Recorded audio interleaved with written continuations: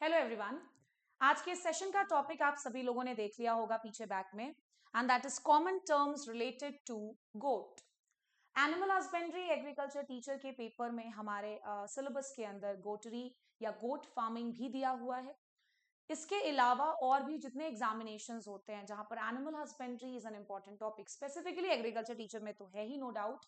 IBPS AFO in fact PAT के examinations में भी इस तरह की टर्मिनोलॉजीज पूछे जाते हैं। सो आइए इस सेशन में गोट फार्मिंग से रिलेटेड या फिर गोट से रिलेटेड इंपॉर्टेंट टर्म्स को डिस्कस कर लेते हैं। सबसे पहली जो चीज लिखी है that is group of goat. बकरियों के समूह को, ग्रुप ऑफ गोट्स को हम क्या बोलते हैं? फ्लॉक। फ्लॉक अगर नहीं है ऑप्शंस में तो देन बैंड भी कहा जाता है। शीप के लिए भी फ्लॉक वर्ड यूज किया जाता है अगर वो ग्रुप में है, झुंड में है तो। दूसरा इज एडल्ट मेल। गोट के एडल्ट मेल्स को क्या कहते हैं? सो दे आर नोन एज बक्स। ऐसे सवाल आते हैं, ध्यान रखिएगा। गोट के केस में adult female is known as doe. Adult male को बक कहा और एडल्ट फीमेल को क्या कहा है? डो कहा है। चौथा, यंग मेल्स। गोट के केस में young males are known as buckling. Adult male को बक कहा, यंग मेल्स को बकलिंग कह रहे हैं, इजी है।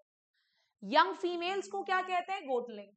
एडल्ट फीमेल को डो कहा, बट यंग फीमेल्स को वी कॉल इट एज गोटलिंग, और यंग मेल्स को क्या बोला? बकलिंग कहा। नेक्स्ट, न्यू बॉर्न वन, जो जस्ट नवजात जिसको बोलते हो आप, जो न्यू बॉर्न बेबीज होते हैं, गोट के केस में they are also known as kid. क्या बोलते हैं? किड कहते हैं। कैस्ट्रेटेड मेल को क्या कहते हैं? बड़ा इंपॉर्टेंट टर्म है, वेदर। सवाल आ जाता है कि wether is the castrated male of cow, sheep, goat. किसका है भैया? तो गोट का है। कैस्ट्रेटेड फीमेल्स को हम क्या कह देते हैं? स्पेड कहते हैं, SPAYED। एक बार जल्दी से क्विकली रिवाइज कर लेते हैं। ग्रुप ऑफ गोट्स, फ्लॉक या बैंड। एडल्ट मेल को क्या कहा? Buck. Adult female doe. Young male buckling. Young female goatling. Newborns को किड कहते हैं।